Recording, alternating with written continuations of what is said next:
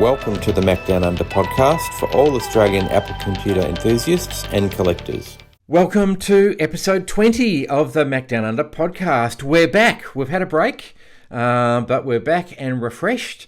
I'm Justin, and thanks to everyone that has been tuning in so far. And in fact, I've got a couple of comments during the week that we missed last week's episode, and it's like, oh, I was on holiday. So anyway, but keep the likes and comments coming in because it does help us with planning for future episodes. And today we're going to be discussing those Apple products that never quite made it to Australia, at least officially. So it's Apple's in Exile is the theme for today. And we'll be covering collecting news, coming events, and recent finds. So, time to introduce Matt, my co-host. Hi, Matt. You're looking very dapper today down in the Mac Museum.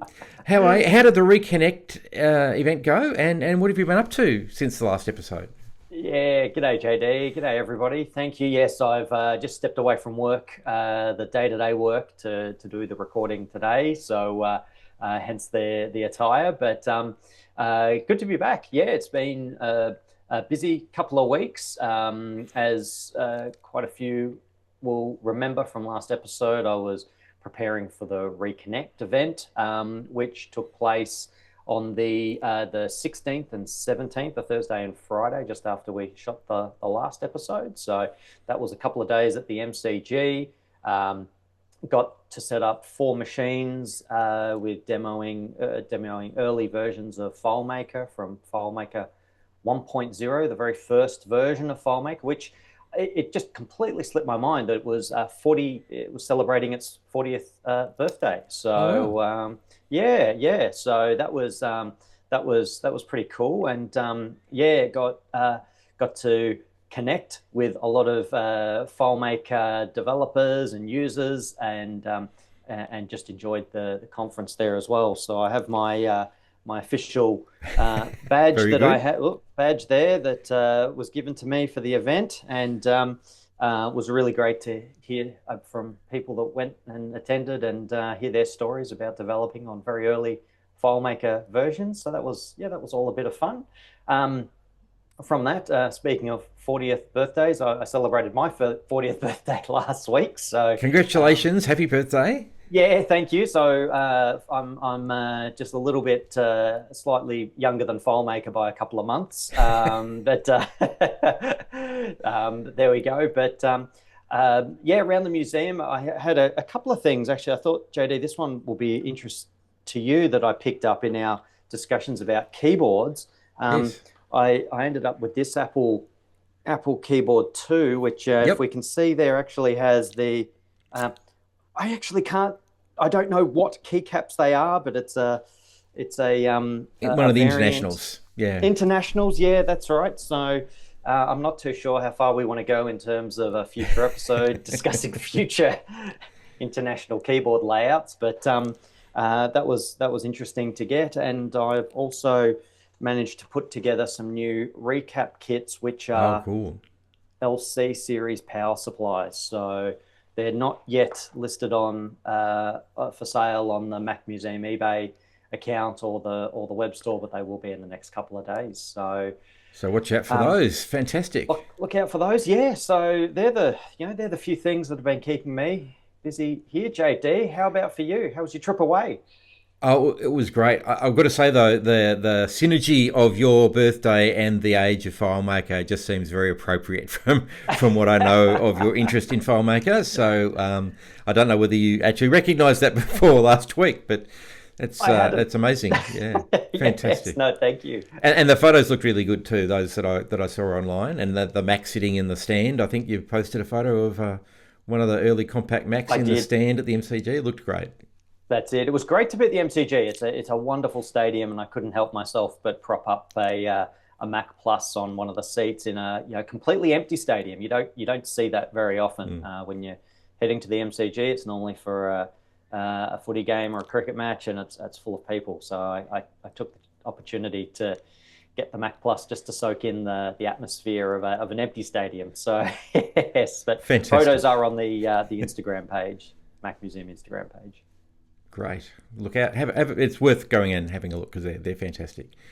So yes, I was travelling in country Victoria, and I know I did take my laptop, and I did have some thoughts. We had sort of discussed at one point that I might be able to do a remote recording, but I had one bar of Telstra, and that's if I, had my tongue in the right position and held my hands up and whatever. So that was never going to work. So just as well, we decided to take a break. But I was down in Western Victoria at Yambuk, which is a great little spot. And we were under canvas, and for the week that the stormy weather came through from South Australia and hit Melbourne as well. So we survived the 91k wind gusts that came through Yambuk without too much, no damage per se. And had a great time down there. So good to have a look around country Victoria.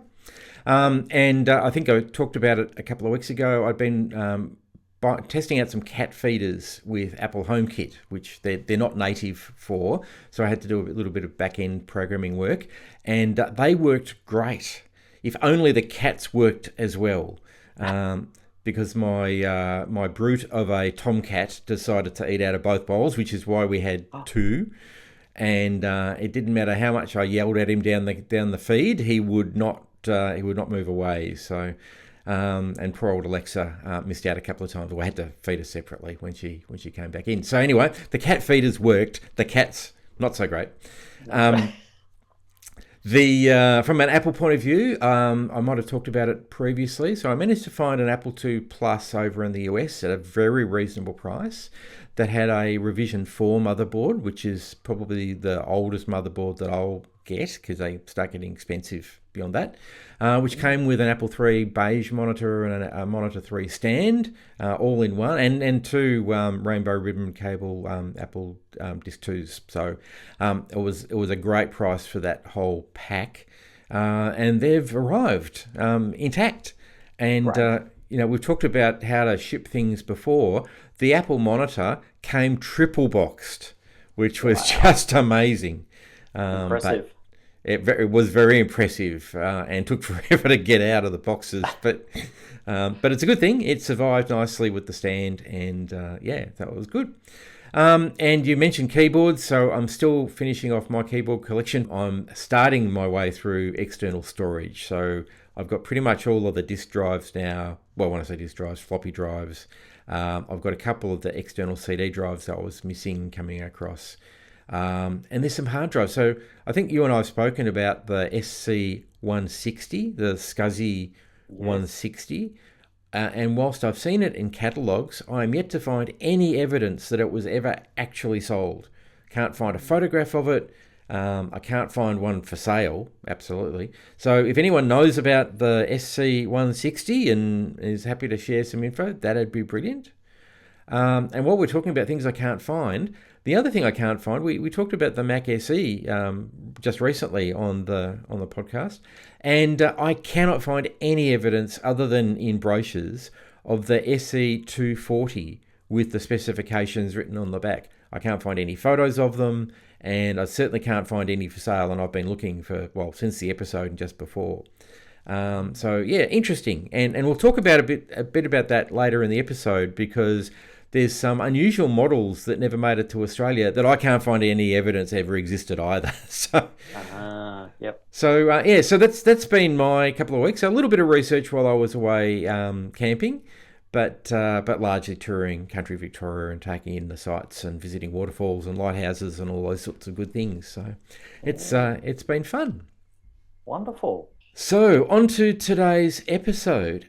As most Australian Apple collectors will know, there are several, in fact, it turns out quite a few, once I did the research, of Apple computers that never officially got released into Australia, either because they were US-only models, the first versions of things, but some were also exclusive to Europe and Japan. There are a couple of exclusives to Australia, and that might be a future episode for us, what things got released in Australia and nowhere else. There's a few. But today, we're going to talk about those things that weren't officially released in Australia, or at least not in large numbers.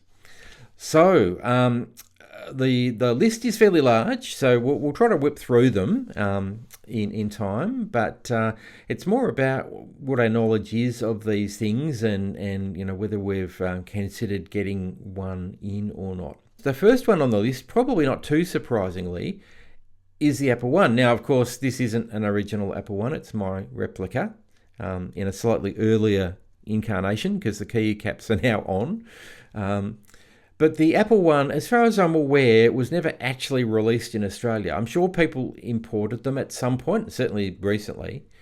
But I don't think Apple ever actually officially released them in Australia, as far as I can tell. What are your recollections, Matt? Have you got any intel on that one? No, my understanding has always been that it was just a small batch that was done, only available, to US customers. That's what my understanding has always been. And if you want to get one in Australia, I hope you've got deep pockets because they're not cheap. Replicas like this one, not too bad, but the originals, very deep pockets. Yeah. So the next one's in the Apple II line. So the Apple IIs were certainly available in Australia, and the two Pluses and the Euro Pluses ultimately were the correct ones for PAL, but others did make their way here. But the Apple II J Plus was a Japan-only release. So this clearly was never available in Australia, or at least never sold by an Apple reseller. So the J Plus is definitely a Japan-only from 1979. And I think we've spoken recently that I've imported this one just in the last couple of months. So it's not a bad buy. And it was a bit more expensive than I was expecting, but there's been a couple of others sold in Japan auction sites just recently for similar money. So it looks like their prices are starting to go up. A nice machine, and there's a few of us. Danny, friend of the show's got one, which we've seen. I was very envious when I saw it, so I had to go out and buy one. But yeah, interesting machine. Something that you might consider for the museum at some point? At some point, yeah. I think it's probably worth, just thinking about as we go through this list. Some of the things are going to be more easily brought into the country if you were looking at this right now and thought, yep, I'd like to have a crack. JD, would you consider that this is one of those which is probably more obtainable and easier to ship? Definitely easier to ship because the Apple II cases are pretty solid. You'd still want good padding, and this one came with very good padding and double boxed, etc. But yeah, relatively easy to get. You do have to be patient. I was patient. Yes. I've been waiting most of the year, I think, for something to pop up. And I might have spoken about it in a previous episode. I missed out on one because I was going to put in a late bid because the price was fairly low, and I thought, that's great, I'll leave it low for the moment. I won't start a bidding war. But then it ended early and I missed out altogether. So when this next one came up, I was really keen to get it. So yes, sort of affordable. They're pricey. They're in a few $1,000s to get them here, including shipping, but achievable.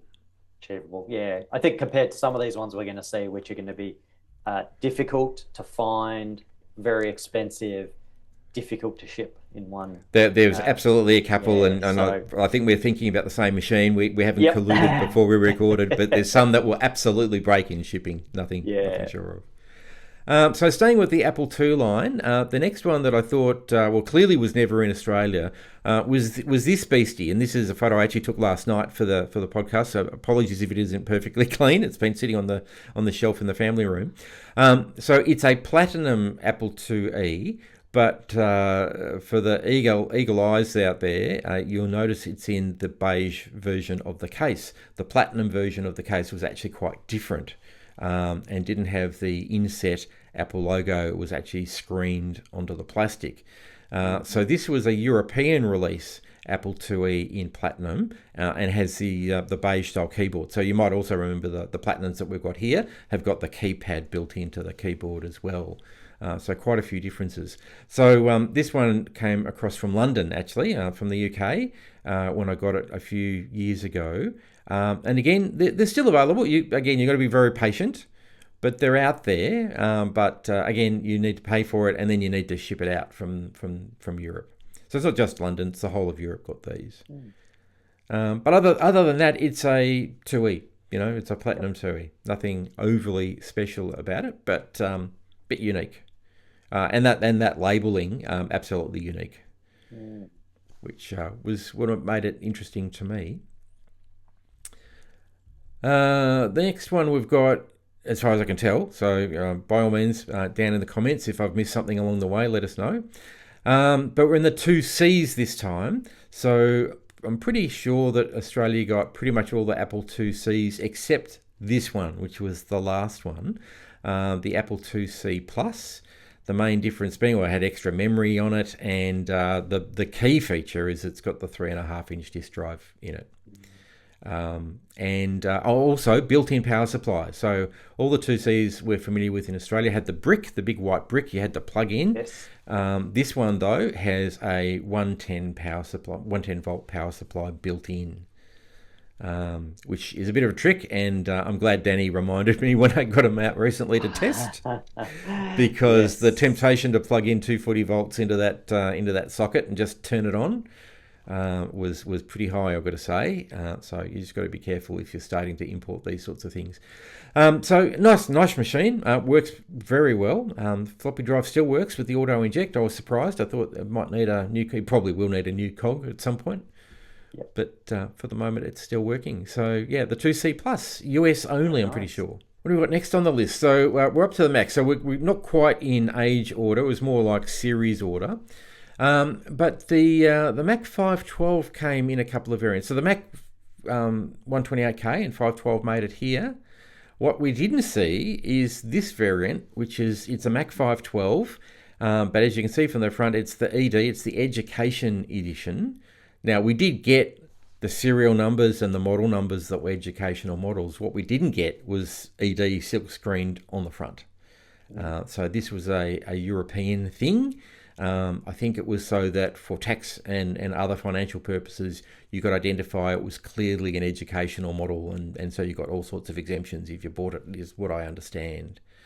So I was lucky enough to get this from a friend of the show, David from WA, and so this is one of the ones that I drove across another border to pick up to make sure I could get it here safely. So shout out to David for selling it to me, and the keyboard and mouse as well, which aren't in the photo, and it's in great shape, working beautifully. So I think I've taken it down to the museum previously. And yes, I recall seeing it, because it's a Macintosh Plus style front with the when we're sort of looking at the Apple logo there. That's right. Yes, it doesn't have the square it, inset Apple. That's correct. I hadn't thought about that, to be honest, but you're quite right. Yep. So there's that one, and then similarly, when the Mac Plus came out, they had a Mac Plus ED edition as well. And again, in Australia, we'd have the model number at the back would indicate that it was an educational model, but we didn't have the silk screening on the front. But in Europe, again, they did. So again, this one was a part of the pigeon pair. This came from David as well. Again, in great shape, turns on and does all the things you'd expect a Mac Plus to do. Yep. So the main difference being the silk screening on the front, which is a bit of a theme, and we've talked about these ones before. Yeah. So we can skip over it probably a little bit, but they've cleaned up since I had them on the show before. So the Mac SE 120 with the 120 logo on the front, or writing on the front. Again, Europe only. We've talked about this at length before, so we won't cover that too much. And the same with the Mac SE 140. So again, are both from Europe. And these two were imported together. So not cheap, because first you've got to buy them, and they're not all that common. They're available. You find them on eBay. But they're usually fairly expensive because there's not many of them around these days, quite sought after. And then you've got to ship them out here as well. Yes. So yes. total package becomes. So we start to end up expensive. in the more risky shipping sort of category here, as the CRTs are part of the bundle. So. Well, and in fact, I think the very next one we're going to talk to, which is one of your favourites, I think, absolutely risky to ship. And I know you've shipped this one, or at least from around Australia. So the Macintosh TV, over to you. You love this machine. I do. I've made it known before that the LC 575 is one of my favourite Macs, being the all-in-one form factor. So this one being the all-in-one with the colour screen and the CD-ROM. I think they're really key items there. But yes, the Macintosh TV, I was delighted to be able to pick this up. And another one that came from David, friend of the show in WA. And this one very safe. This arrived very safely on a pallet load of machines that I got, which again we've spoken about before. The videos on the Mac Museum YouTube page, but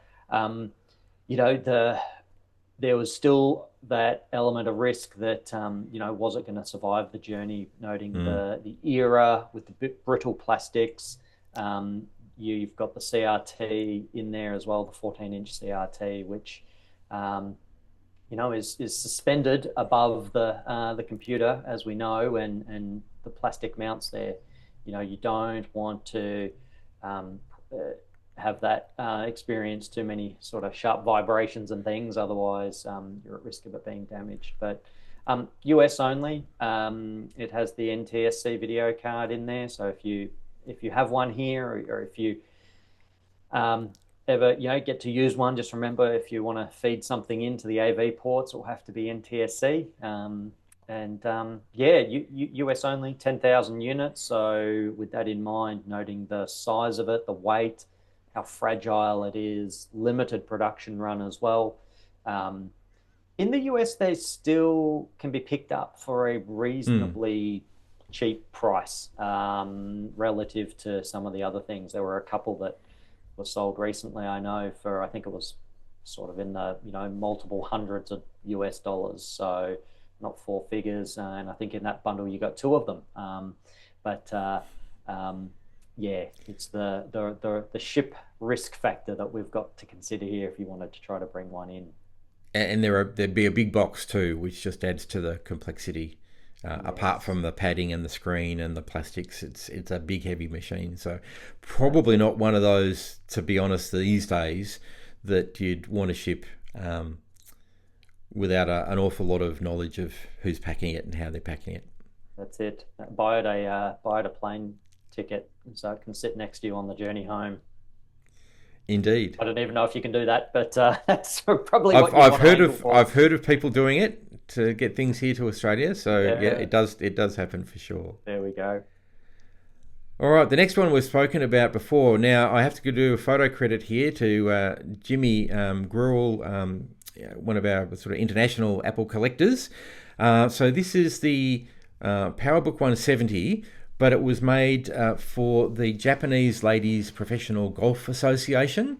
Now, I think we talked about this in our last episode, where someone's trying to sell one at the moment for $1 million US, which we think is just code for I don't really want to sell it, which you can sort of see why if you're into bright colours. I know you didn't think much of it, Matt, but you can get them a little bit cheaper than $1 million. So made in 1992, 500 special builds for the tournament. I can't quite remember. I think they were given out to all the competitors, basically, and so forth.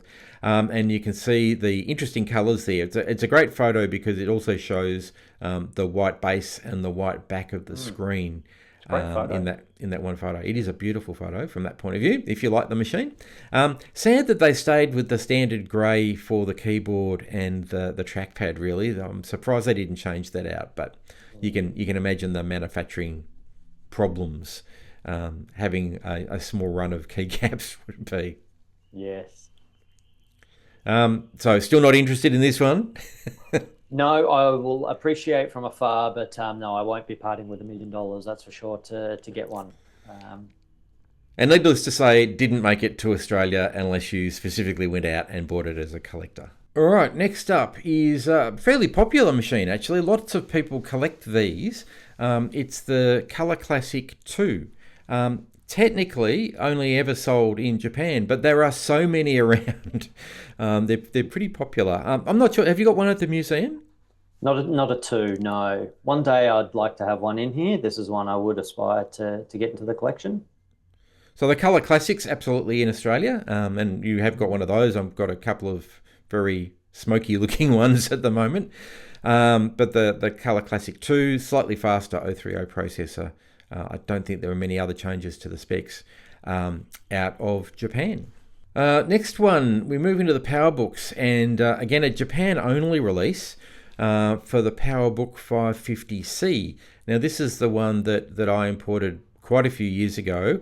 It's still in the same state. I need to find a cheap donor to replace some of the bits that broke in shipping, unfortunately. So you can see the clutch covers missing, and you can see, if you look carefully, you can see the bezel just under the screen to the right corner. Got a crack in it as well. A few other things that you can't see in the photo. Nevertheless, I do have one. It does turn on, but sadly it suffered some damage on the way across from Japan. So I just need to find the parts to make it look nice again. But yeah, nice machine. I don't think it was any faster. The big issue, it had the bigger screen, was the big selling point. Nice. Yep. And the darker plastic. That's the trick for fixing it. It's in the dark grey plastic all over, whereas the rest of the 500 series had the dark pieces picked out in certain areas, but not the whole case. Gotcha.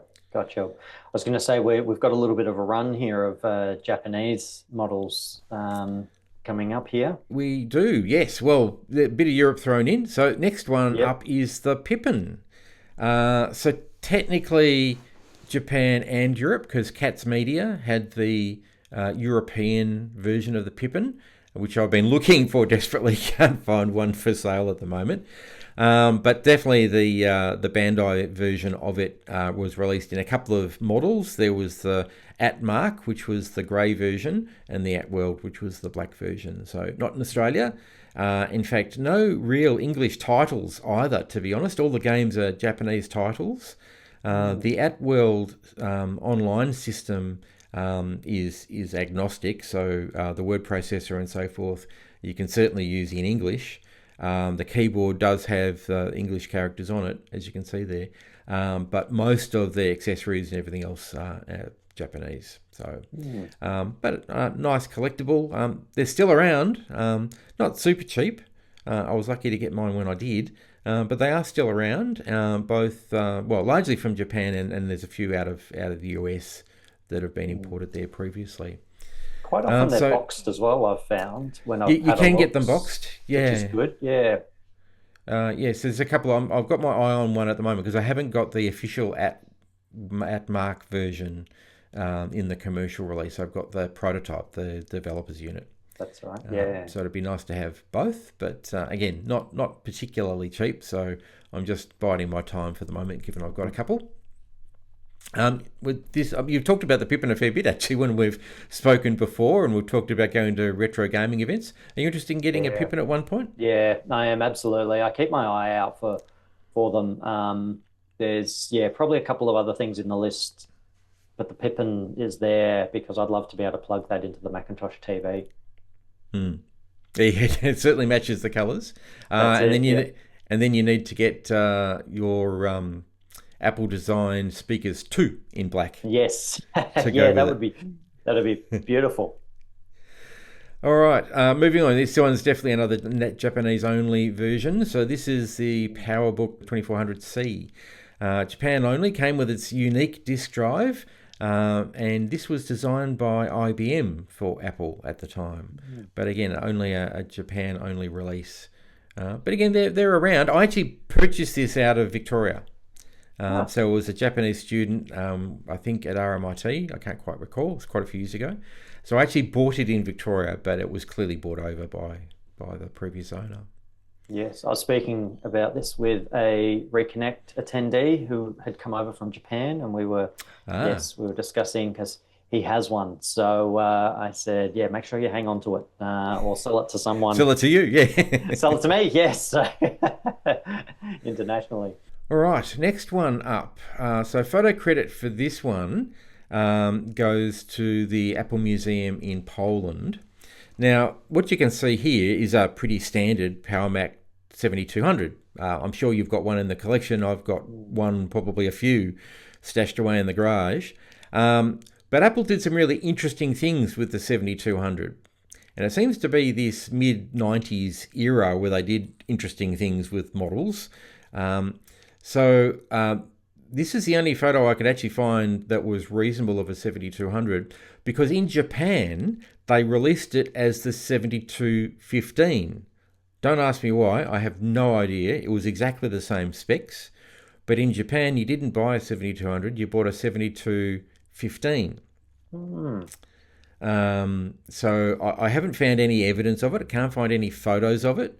There is absolutely Apple technical notes about it. If you Google the 7215, there are service notes and all sorts of things for it, but no photos anywhere, and certainly none for sale at the moment, because I've started looking now that I know it exists from the research.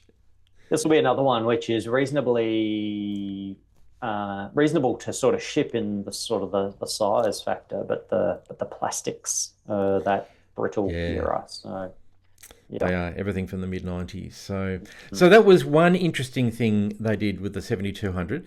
The other one is they put it in a tower case, which looks a bit odd in this photo, and sold it in the UK as the 8200. So we certainly didn't get the 8200 here. I'm pretty sure it was only in the UK, but it's actually the guts of the 7200 120, but put in the tower case. And this one I imported a long time ago. I couldn't tell you when I got it. It's been in the collection for so long. But as you can see, at some point, talk about brittle plastics. I actually had to prop a few things up in this photo to keep them in place. Because the front panels on these things are notorious. And you can see someone's clearly replaced the CD cover on the front panel. And pretty notorious, this design for people grabbing it by the CD to hold it as a handle, and then it breaks off in your hand. So clearly that had happened to this one at some point. Yep. But yeah, interesting variation on the 7200 is the 8200 out of Europe. I've not seen them advertised much, so they are pretty rare. But, if you like towers and this one interests you, keep your eye out. I'm sure they will pop up. But again, you've got to pay for shipping again across from the UK. Next one up. Now, photo credits here to Stephen Edmonds from the wiki page. So this is the PowerMac 8500, and I'm pretty sure you've got those in the museum, and I've certainly got one in mine, because I actually used an 8500 for a while as my daily machine. But the reason I've got it here is, again, in Japan. In the mid-90s, they didn't release the 8500. In Japan, they sold it as the 8515. Something about 15. It must be a lucky number. Yeah. Someone will tell us in the comments, I'm sure. So, again, you can find Apple technical notes, but I cannot find a photograph. And I certainly can't find one for sale at the moment. So, good luck. And if you know of one, let us know down in the comments. The 8515 Japan only, but otherwise exactly the same as the 8500 that we got here in Australia. Righto, this next one I'm actually hunting for at the moment is the 4400. Now, this photo credit for the All About Apple website. Actually hard to find a decent photo of the 4400. Even on the wiki page, they show a photo of the Australian variant, which was the Apple 7220, which I know you've got and I've got as well. But the US version was the 4400. Interesting. How are you going finding one, JD? Are there many around? They're around, but they're expensive, and they're expensive to ship. So there's a couple in the UK at the moment that are parts machines, and there's a couple in the US that are parts machines. And so they're a little bit cheaper. And so I look out for those sorts of things, because I think I might be able to build one back at a reasonable rate. But again, they're not a light machine. They're fairly heavy metal construction, as we know. And this was part of the Common Hardware Reference Platform. The attempt to have a common platform between the PC world and the Apple world back in the day. Hence the floppy drive being on the wrong side. I'm just very surprised that there's not more of them available, because I understand that they were a more affordable machine based on the fact that there was some components, the way they were manufactured was done so to be a cheaper price point. And also, not very desirable was my belief as well. But that's obviously proven wrong if they're... well, they're desirable now because they're hard to find. Yes. That's it. So the 4400, not in Australia, but we do have the 7220. So we've got our own version, and I think that's an Australia only release, actually. So that's one we can talk about in a future episode. Next one up. Now, we've all got lots of these. So the Performer 5200 or 5000 series, they came in a whole range of numbers. So photo credit for this one, because I couldn't clean mine up quick enough, again, is all about Apple. So this is a Performer 5200. But again, in the mid-90s, Apple decided to market these in all sorts of configurations. And we know we had the Director's Edition that was in black in Australia. Then there was the 5300 and the 5400 and the 5500. So there was a lot of these models around. But for the purposes of today's discussion, the Performer 5270 was released in Europe and was identical to the 5260 that we got in Australia. So I don't know what the 70 was about. Maybe 60 was unlucky. I'm not quite sure. But pretty much identical. And then there was the 5280, same shape, just different nameplate. The 5280 in Japan, which was the consumer version of the 5260/120. So all these different numbers for effectively the same machine, just depending on where you bought it. But we didn't get them here. Did these ones ship with a keyboard in the box? Oh, I don't know. No, I was just a off the cuff sort of thought that depending on what numbers were at the end, determined which keyboard was in the box. I don't think that would apply for the 7215 and the 8515 because I don't think they came with a keyboard in the box. But yeah, maybe that's it. Again, if people know, please let us know down in the comments because there's. I actually was not aware of these models until I did the research for the show today. So. So interesting. So a couple of different variations. Now these machines were sort of I suspect we were referring to these machines before. These don't survive shipping very well at all. The plastic is particularly brittle and they're not a light machine. Big CRT, big frame inside them, and lots of weight behind them. So whilst I might be interested in shipping one to Australia to have one, mind you, they're a bit like field mice. They multiply, or rabbits. They multiply in the collection, and they're a big machine. But they don't survive shipping very well. So trying to get them across from Europe or Asia could be quite a challenge, I think. All right, the next one up is probably a little controversial. The 20th anniversary Macintosh. Now, according to the wiki pages, they were only released in the US and some other countries and not Australia. But I know there are Australian versions of them. But I think they were a limited special release for special customers and some competitions from what I remember back in the day. So I don't think you could go down to your Apple reseller and say, I'll have a TAM, thanks. So they weren't that freely available, but I'm pretty sure there were some Australian ones here. Don't know whether you've got any memories of that. No, I don't. And if I had more time, I was going to go to my the museum's magazine collection just to see what was mentioned in there, just as a reference source. But my understanding was similar to you, JD, that they were available here in some method. You could end up getting one, and because there's quite a few of them around locally. When you talk to people, they're not. I won't say they're certainly limited, but they're not. They're not uncommon when you start to talk with collectors. Yeah, they're certainly around. And the trick, of course, is their power supply is quite unique for Apple.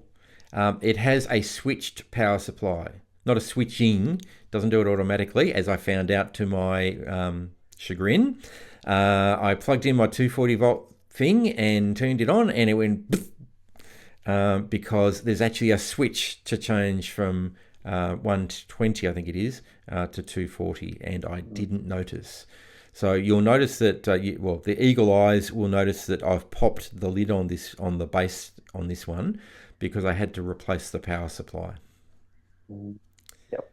So if you do import one, make sure you look in the power supply area where the plug goes in, and you flick the red switch from 120 to 240, or you will regret it. I can guarantee you, because I did. So the TAM, yes, I'm pretty sure there were some in Australia, but if you were, wanting to go out and buy one, I think that would have been tricky. Next one we had down at the museum just recently is the G3 all-in-one. So sorry for the bad photo, but this is probably the last photo I took of it while it was still running. On a quick take? No. No, not on a quick take in this case. It's a bit better than that, yeah. Yeah, so it started going flicker, flicker, flicker. So I think the flyback has gone, or at least the power supply leading to the flyback has gone for the moment. So I need to repair it. But this is the G3 all-in-one. Now, it would probably survive shipping. This one certainly got shipped from America. That's how I got it. They're a pretty solid machine, but boy, they're heavy. So big screen, lots of guts, big frame inside it. So they are extremely heavy. So shipping will be a bomb. And you'd probably want it in a crate. I know some of the things that I've imported recently, the shippers have recommended having it on a small crate to make it easier to handle. I suspect if you wanted to get one out here, you'd need to do something similar. There are a couple in Australia, but I'm pretty sure they all got imported because they're a US only model. But lovely looking. You've seen it. You've had a little, well, play with the hardware anyway, not so much the software. It was great to see it, JD. And yeah, thank you again for bringing it down last open. Being able to slide out the drawer to inspect the internals was very interesting just to see how that was done. And it's one that I hadn't seen before in person. And it's, like you said, I didn't pick it up, but you could tell that there was quite a bit of weight in there. And look, people say how ugly it is. I thought it was all right. So, and of course, it goes by the name of the Molar Mac because I haven't got the photo of the side view ready today. But when you look at it, it sort of looks like a tooth with the moulding on the back of it. So that's it. So that leaves us to iPhones. And as a lot of people know, this is my scratched up one.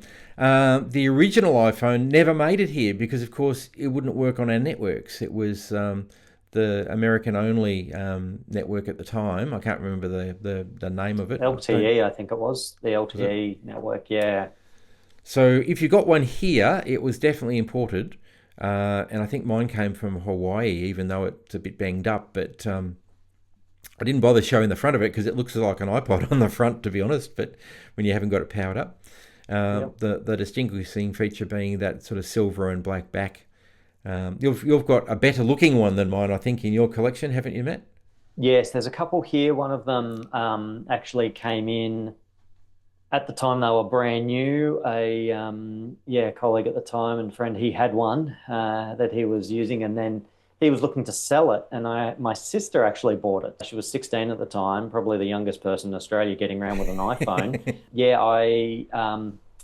I have restored that one with some components because it ended up with a cracked screen and a few bumps, but I restored it so it looks cosmetically all right. And that one's here. So I've got a bit of a story behind it as well, which is cool. But it did work on the Telstra network after you had activated it via an AT&T SIM card, I think it was, if I'm remembering correctly. I think that's right. Gosh. But it was a 2G. Yeah, it was a 2G phone. So, pretty cool though. Yeah, and a lovely collectible to have in there. As we've mentioned in previous episodes now, new in box, they're selling for enormous amounts. And so even a banged up one like mine these days is pretty expensive as well. There we go. Wow. So that's the list of Apple Exiles that I could find of Apple, particular Apple computers and devices that we never got here in Australia for sale. Not to say they never made it here, because obviously some of them have. And so I'm sure there's things that we've missed, but I did do a pretty deep dive yesterday. So anyone watching, have we missed something? Is there something you know about that is an important Apple product that didn't actually make it to Australia officially? Let us know down in the comments. We'd love to know. What's your favourite Apple Exile? Is there something in that list that you really like? Well, the TAM, I think, is, and the Molar Mac. There's a few there that most people really like. But is there one there that you particularly like? Let us know. We'd love to know in the comments. And again, as we always ask, if there's anything else that you'd like us to talk about in future episodes, we've got some great suggestions after the last one. Let us know down in the comments. we'd love to hear from you. All right, so on to recent news. Everyone's talking about flying toasters. It's on just about every Retro Mac website that I've been to this week. It was on the Retro Maccast podcast in America yesterday. Not that we want to copy them, but everyone is talking about flying toasters for your PowerPC or for contemporary OS X, 11 and above. So flying toasters, loved it back in the day. I haven't had a chance to download and install yet, but it's on my to-do list. What about you, Matt? Are you into flying toasters? Yeah, I love the flying toasters. It is a classic childhood memory of having the after dark screensavers, but in particular those flying toasters going across the screen. And I haven't jumped onto it yet, but I will. I think it's great. I'll look forward to getting that set up on my Mac here. So link down in the description, and thanks to Greg, who's made it available for free for the community. Thank you, Greg. That's awesome. Just brilliant. Also published for free on a couple of different sites. So this site is the 68K Liberation Army, but it's also on Tinker Different, and I'm sure a few other places. So this member of the 68K community has released a project file for an LCD display for your Apple IIc. Powered by a USB-C power supply. But yeah, clips onto your Apple IIc, making it instantly portable, and they've done a great job. They've released the component list as well as the STL files for the 3D printing. So they've done all the heavy lifting, and they've made it out there for free for the community. I suspect we'll talk about this sort of idea in a future episode. How newer things do you use in your retro computer? But let's face it, the Apple IIc LCD panel wasn't terribly good. So if you really want to make your IIc portable, this might be a good way to do it. And shout out to the member listed there, RGenCNX, who's made it available to the community for free. Very cool. Next up, what's wrong with this picture? Or rather, what's right about this picture? The Apple Network server was never able to run the Macintosh operating system. And I remember I've got a few of these sitting in the collection, and I used to run one as my home server for a long time. And there was always chatter that someone had the Mac ROM that would allow you to run the Mac operating system on this beast. But now, I don't know, 15, 20 years later, it's finally been found and made available. So you can now run the Mac OS on your Apple Network server if you're lucky enough to have one of these big heavy beasts. Better clear this up. The Apple Network server was actually released in Australia, and I bought all of mine in Australia from Australian sources. So whilst it's a rare machine, they were actually released in Australia, but they only ran the AIX operating system from IBM. You could run YellowDock Linux on it, which I did. And in fact, I'm still in some of the contributors' notes for some of the work that I did on that. But now, finally, you can run the Mac OS, which just makes it look right, I think. That's great. What's the story behind it? Do we know, JD? Where did these, as in the ROMs, where someone just uncovered them, or? I'll put the link to this thread if you're a Tinker Different member. You can read it. From what I've skimmed it because I didn't have a lot of time when I was doing the research, but it looks like someone has had them all the time and has released them. So they've downloaded. I did read they have downloaded the ROMs. I think I don't know that they've actually got to a position where they can reproduce them. I think that's the next step.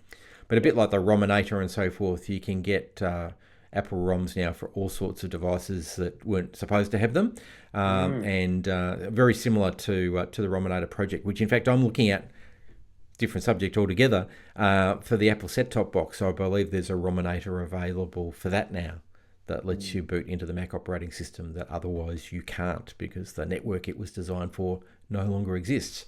But I digress. But Apple Network server owners rejoice. You can now finally put the Mac OS on it. And I think this is the last one I've got on our list today, but it's been around for a little while, a couple of weeks, and of course we've been on a break. And I thought this was a great little project. So again, someone's cobbled together a few other pieces of work but they've basically got a 3D file that they've made available to the community that allows you to mount your Blue SCSI storage device in a NUBUS slot. Doesn't provide power. I don't think it's electrically connected, but it means that you can actually mount it within your NUBUS-based Mac and have the SD card sticking out the slot at the back. So a really neat little solution as I understand it. I will probably have to put Blue SCSIs in my UBUS Macs, I suspect. So I'll certainly be checking it out in a bit more detail. But great little project. He describes here in the GitHub page that he's actually taken some pieces of other work that people have had and put them together to make this solution. And he calls out all those original contributors. So Jim Frob on GitHub, great piece of work, and check it out if you've got lots of UBUS Macs that need Blue SCSIs. Oh. Okay, moving on to coming events. WasFest 42 in New South Wales, coming up on the 22nd of November, getting towards the end of the year now. Again, in a private home, so check out the website and make contact with the organiser to get all the details. The Mac Museum's got the date advertised now for the next open day on the 15th of November, 10 till 4. Matt, tell us what are we doing at the next open?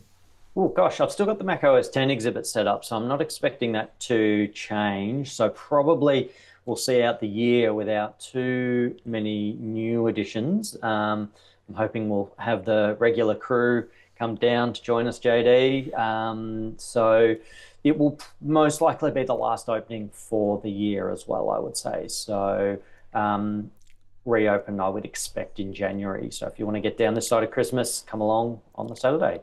Pick up a kit for your LC power supply, a recap kit. Absolutely, and it might be the last chance you get to see that OS 10 tribute. So yes, definitely get down and have a look because it's well worth the trip. The Adelaide Retro Computing Group have their regular monthly meeting coming up on the 14th of November, Friday, from 5:30 p.m. till 10:30 p.m. in the Unley Community Centre, which is great to see. And they've also re-advertised, I noticed, their Retro Computer Swap Meet on the 29th of November. So details haven't changed, but I noticed that they've posted about it again recently. So if you're near Unley, there's a couple of things coming up for you to check out. The Retro Gaming Bendigo group have their next meeting, first Saturday of the month, so 1st of November, up in Bendigo. Mac Museum's open days move this month, so there might be a chance for a few of us to get up there. We'll have to see what's going on. But certainly St Killian's Hall, 12:30 for a 1 o'clock start on Saturday the 1st. So up to the for sale section. So I've only had really a day to put all of this together since I got back. So I stuck to my guns. I used my $100 limit, and I've got to say I was a bit concerned that there might not be too much to find. But there's heaps out there just at the moment. So I'm just looking at Marketplace. I didn't even bother with Gumtree or eBay this week. So there's plenty out there around Australia. Lots of G5 iMacs. Can't believe it. And that's just the new ones that have been listed. So anyway, let's get into it. So the first thing that I had up was this 1994 Apple PowerBook 150. It does need a little bit of repair, but $80, not a bad price, I didn't think. And the issue is the trackball only recognises in one direction. So it sounds like it might be a relatively simple fix for those that are used to fixing mice and things. So $80 in Melbourne. Another laptop, this one's the 2001 iBook G3. In reasonable condition, it does have a bit of vinegar on the screen, so be aware of that. So again, $80 in New South Wales. And I think a few of us have been chatting in the comments previously about some of the vinegar removal techniques. So basically you need to peel off the polarizer, clean up the glass, and then stick a new one on. You can do it, probably not for the faint of heart, but there's not too many of these G3 iBooks getting around. So if you're after one, it might be worth the effort. Next up, we've got a G4 PowerBook, this one. Yeah. $100 from WA. Looks to be in good condition, but it does have some damage to the case. So they're pretty upfront. There it is. So it's had a bit of a bang. I suspect it won't rub out, but I suspect you could make it look a bit better. If you pull that apart and gave it a little bit of a push back in, it won't be perfect again. But again, nice little laptop. And other than that little ding, is in working condition, as you can see, which is brilliant. UK keyboard layout there as well. I hadn't noticed that. Yes, good pickup. Next up is in Melbourne, a G3 iMac in graphite. Says that it's working. Doesn't have a keyboard or mouse, and there's no photos of it working, but we're, obviously contact the seller and have a chat if you're interested. So here's our run of G5 iMacs. So the first one we have is in South Australia for $100, reduced from $400, so it's made our criteria, and he's working with mouse and keyboard. Now, it's not actually the correct keyboard, but that's okay. Working. So and we can tell it's the G5 iMac because it's the one model without the eyesight. So it's the first generation G5. So that's $100 from South Australia. But if that's too expensive for you, also in South Australia, you can get this one for $50.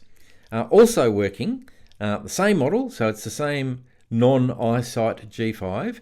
The main difference here is that it's missing the keyboard and mouse. And if you're not in South Australia but you're in Victoria, there's news for you as well. So there's a $40 G5 iMac available in Melbourne. Also says that it works, doesn't have the mouse or the keyboard, but for $40, it's a pretty good deal, I think. And for the budget conscious or those that need a keyboard, here's an Apple USB keyboard in Perth. This is actually, I've found these reasonably tricky to find. So this is the G4 iMac keyboard. That's what it was designed for, the keyboard 2 in white. And normally they're very yellow. All the ones, I've got a couple of these now, and they're very yellow. So this one is a little bit of yellowing in it, but not as bad as certainly not as bad as the ones I've got. So for $20, pretty good deal. And if you're looking for a keyboard to go with your G5 iMac, whilst it's not exactly the right one, it's not a bad choice. Also white, yeah, it looks good. The keycaps do look quite white there, like you mentioned, JD. Yeah, it's in pretty good nick. Very good. Yeah. Well, that's the end of episode 20, the Exile Mac edition. So again, we appreciate any of the comments that you want to put in. Tell us about your favourite Exile. Tell us about what you'd like us to talk about in the future. Before we wrap up today, Matt, any final thoughts about Apple Exiles? Lots to add to the list there to collect, JD. And as always, I'm very impressed with the number that you've got in your collection there that you've hunted down, very carefully brought in, big dollars when it comes to the shipping costs that I'm sure you've put towards getting these here. Yeah. So, but as always, I've learned a lot here from this list. It's good to see. I'd be curious to know, what have we missed? I'm sure there might be a couple of performer variants out there maybe that were localized, but that's been really educational, JD, as always. And we've had a few, and I learned a lot doing the research for the show as well. And we've had quite a few in there that I can't find like photos of. So if you've seen photos or you've got photos of some of these rare variants, reach out, let us know. We'd be keen to have a look. Absolutely. So we'll be back again next week with a new episode. So please like and subscribe so you don't miss out. Again, if you've got any thoughts, please let us know down in the comments. But until we see you next time, take care and see you soon. See you later. Thank you for joining the Macdownunder Podcast. Don't forget to like and subscribe, and we'll see you again soon.